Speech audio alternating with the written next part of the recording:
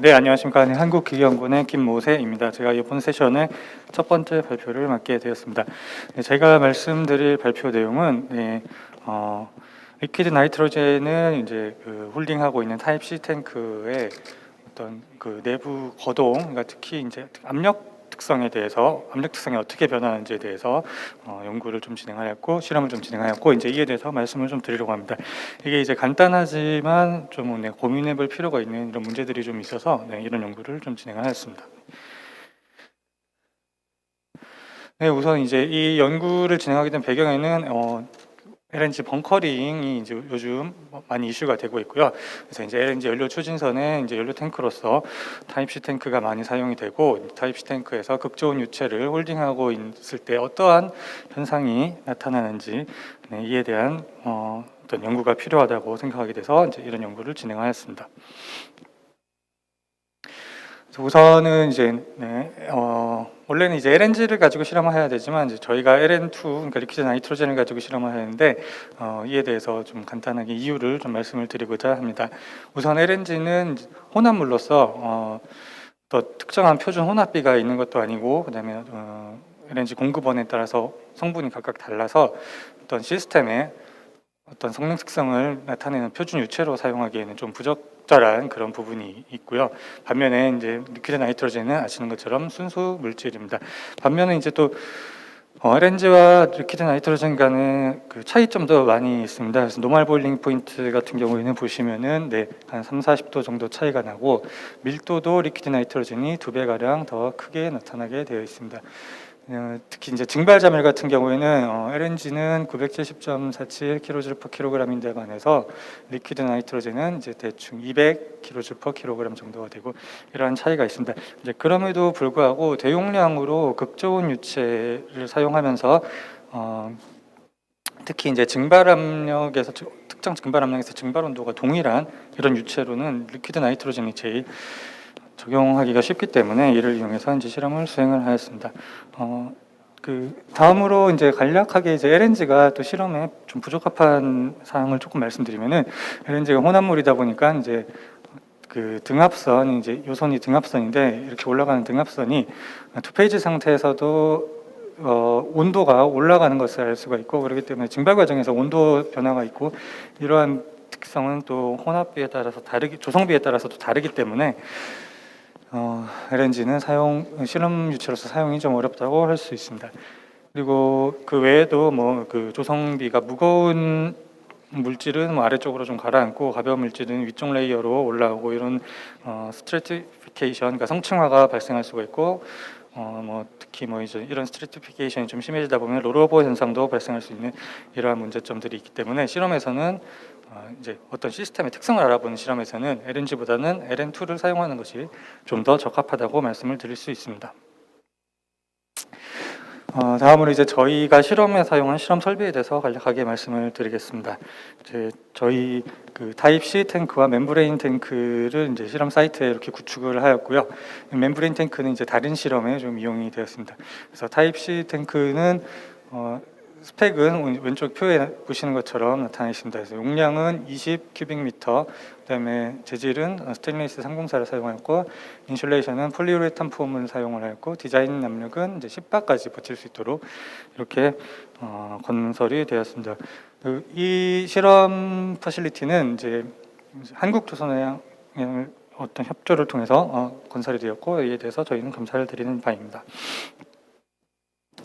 실험 사진이 그림과 같이 나타나 있고요. 네, 다음으로 이제 저희가 진행한 실험에 대해서 좀 설명을 드리겠습니다. 실험은 다음과 같은 순서로 이루어졌습니다. 처음에 이제 타입 C 탱크에 리퀴드 나이트로젠을 이제 채우는 과정을 진행을 합니다.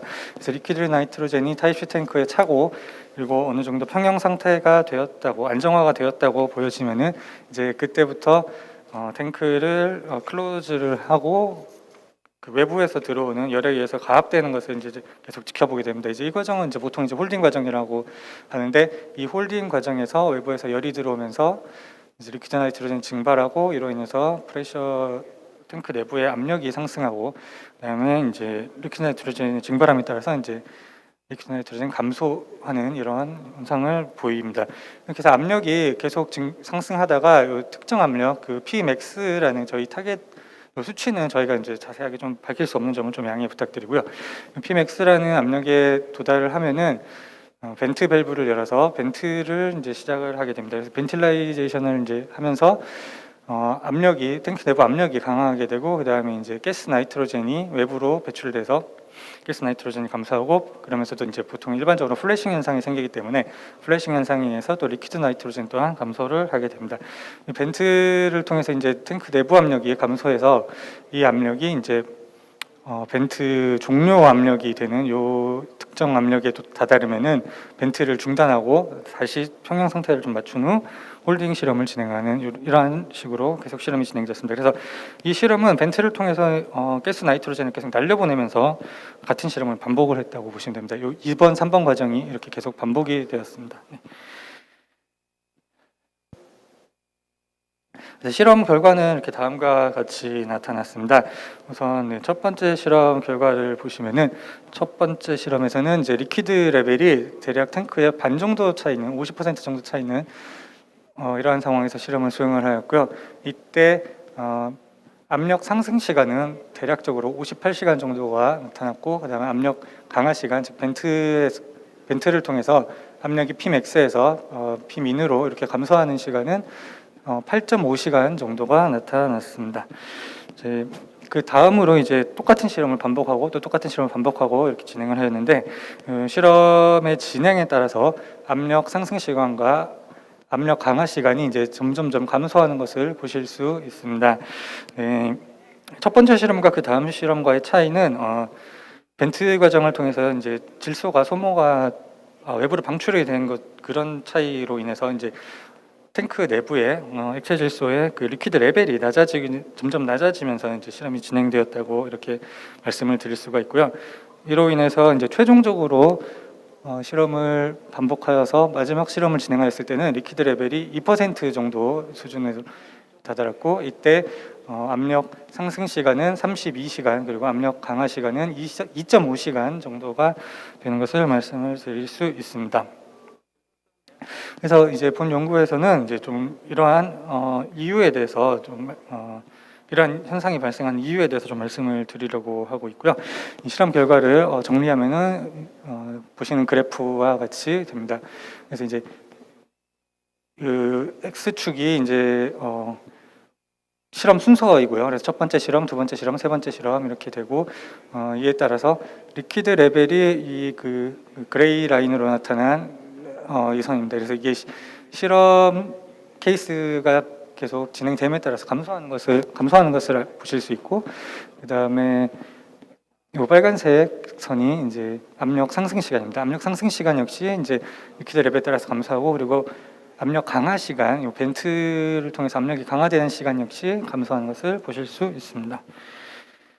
그래서 이러한 일이 발생하는 원인에 대해서 간략하게 좀 설명을 드리려고 합니다. 그래서 우선은 첫 번째 이제 홀딩 과정, 즉 압력이 상승하는 과정에 대해서 이 과정을 좀 가상적으로 나누어서 말씀을 드리려고 합니다. 그래서 우선 제일 처음에 홀딩 하고 있는 동안에 이제 외부에서 열침이 불어서 액체 질소가 증발을 하게 됩니다. 그래서 액체 질소가 증발을 하면서 가스가 보다 많은 가스가 생기고, 이로 인해서 이제 탱크 내부 압력이 가압이 되겠죠. 그래서 탱크 내부 압력이 가압이 되면서 이 가압된 압력에 의해서 이러한 열적 상태에서 그 증발 온도가 상승하게 되고요. 증발 온도가 상승하게 되면은 보통 일바에서 이제 77켈빈이었던 증발 온도가 이제 80.8켈빈, 이건 물론 가상이었던 값입니다.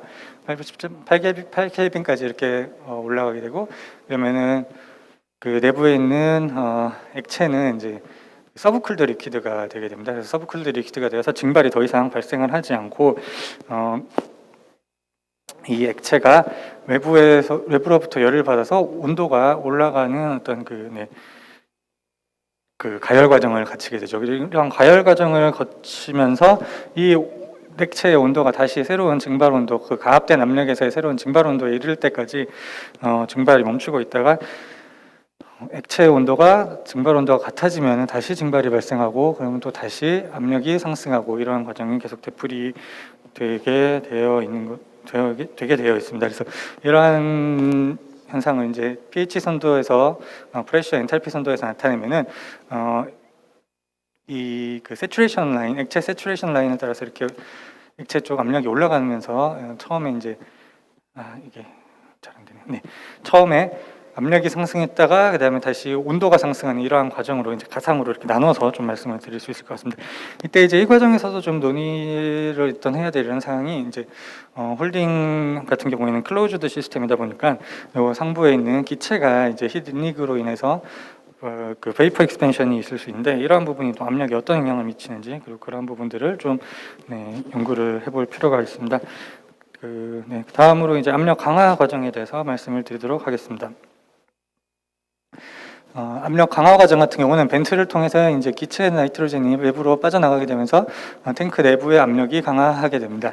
이제 이러한 경우에 탱크 내부 압력이 예를 들어서 이제 1.5바에서 1바로 강화했다고 이제 가상적으로 이렇게 가상적으로 가정을 해보면은 이때 증발 온도는 액체 증발 온도는 80.8켈빈에서 77.2켈빈으로 이렇게 감소를 하게 되고요. 이 감소한 그 증발 온도에 의해서 요 내부에 있는 액체는 이제 슈퍼히티드 리퀴드가 되는 거죠. 슈퍼히티드 리퀴드가 되어서 이제 이런 경우에는 이제 보통 플래싱이라고 해서 액체에서 전반적으로 이렇게 부글부글 끓어오르는 현상이 나타나게 됩니다. 그래서 이제 그런데 이제 이 플래싱 과정에서 주변에 이제 그 일부분은 기체가 돼서 끌어올라서 이제 버블이 돼서 위로 올라오고 그다음에 일부분 남아 있는 액체는 이제 열을 빼앗겨서 온도가 낮아지게 되고요. 그 과정에서 이제 기체가 발생이 됨으로써 이제 탱크 내부 압력은 다시 좀 증가하게 될 것이고 그다음에 그 액체 온도는 열을 뺏겨서 다시 감소하게 될 것입니다. 이렇게 해서 이제 이러한 과정이 좀 연속적으로 일어나면서 어떤 동적 평형 상태가 되는 것으로 생각이 되고 있고요. 이러한 동적 평형 상태에 의해서 이 그 벤트 속도, 그러니까 압력 강화 속도가 정해지는 것으로 생각이 되고 있습니다. 네, 이런 과정에서 이제 플래싱 과정에 대한 연구들이 좀 더 많이 좀 필요할 거. 플래싱 속도라든가 뭐 어떤 거동이라든가 이런 부분에 대한 연구가 좀 더 필요할 것으로 보이는데 이런 부분에 대한 연구가 이제 아직까지는 좀 많이 공개되어 있지 않은 점도 조금 지적을 해야 될 것 같습니다.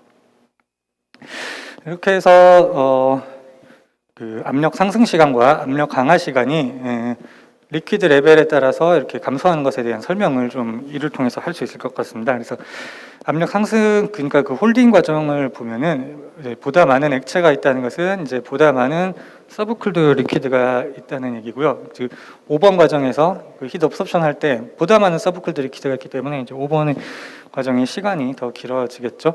그래서 이제